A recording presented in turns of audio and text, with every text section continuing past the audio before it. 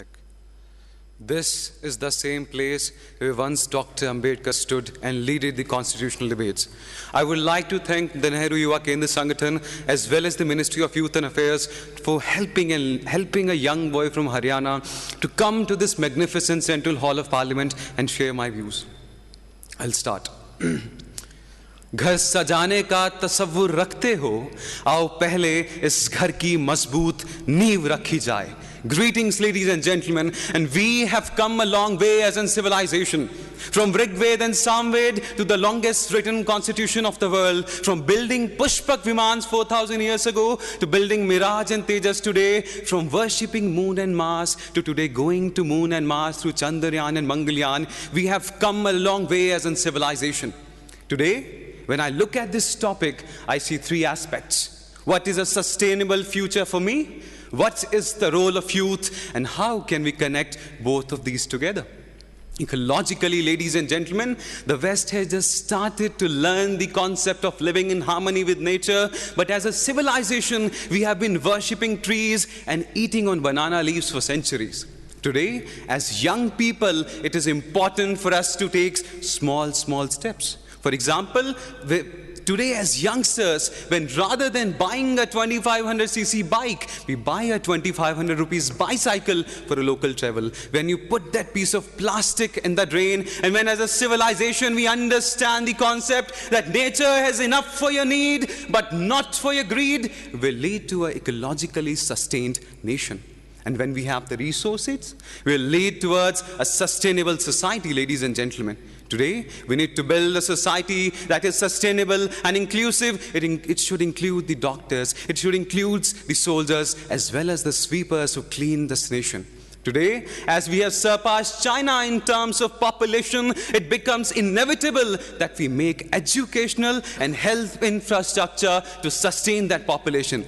And I would like to ask the youth of this nation, in order to become socially sustainable, we need to enforce and increase our employment avenues.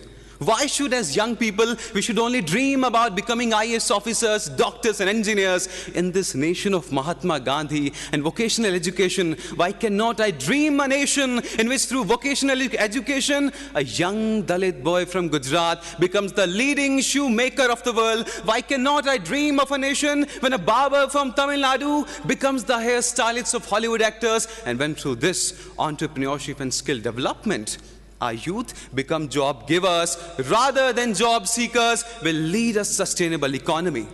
Ladies and gentlemen, today is time that we focus on equitable distribution of income, green GDP, sustainable development, and when the youth of this nation, rather than feeling proud about Sundar Pichai being the CEO of Google and Satya Nadella leading Apple, will build our own Google, our own Facebook in this nation, that day will become technologically sustainable.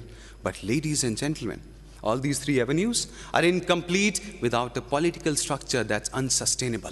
That is why I believe that today, along with National Youth Parliament, we also need youth in the parliament to provide educational avenues and even innovative policies for our youth.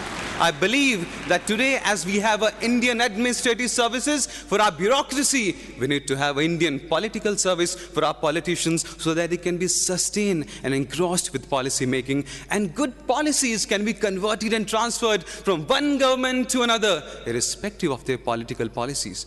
But, and I say this but in capital letters, ladies and gentlemen, irrespective of what society, culture, ecology we have, if our youth does not have the educational wisdom to use this potential, we cannot lead to a sustainable future.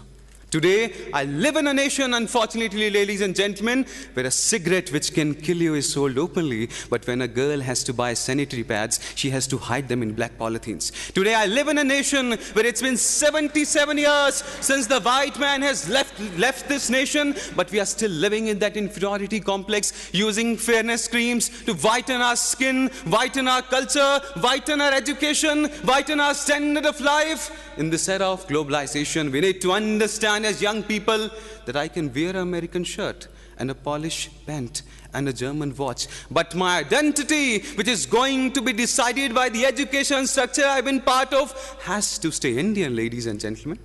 And by inculcating all these avenues, when we'll have a society that has educated individuals, But that needs to be added with another important point, and that is mental health should become an important part of our curriculum. Dear politicians, dear students, dear judges, today in this era of social media, where we feel more connected than ever, we have become most isolated. The 30-gram brain of yours has far more debilitating power than any nuclear weapons around the world. So mental health should become an important part of our curriculum. And when we take care of all these avenues, we'll lead to a nation that is socially sustainable, economically sustainable, politically sustainable, and has the youth that has the educational wisdom and the mental health ability to lead this nation towards a sustainable future. And why do we need to care about this planet, sir? Because 40 years ago, Carl Sagan pointed out to a pale blue dot in the sky. That pale blue dot, that is Earth. That is home. That is where everyone that you have loved or will loved has left. That is where Leonardo da Vinci dreamed about Mona Lisa. That is where man dreamed about stepping onto the moon. That is where Buddha gave his sermon. And Ram went on a 14-year journey. I believe from dusk to dawn, this earth is all we own.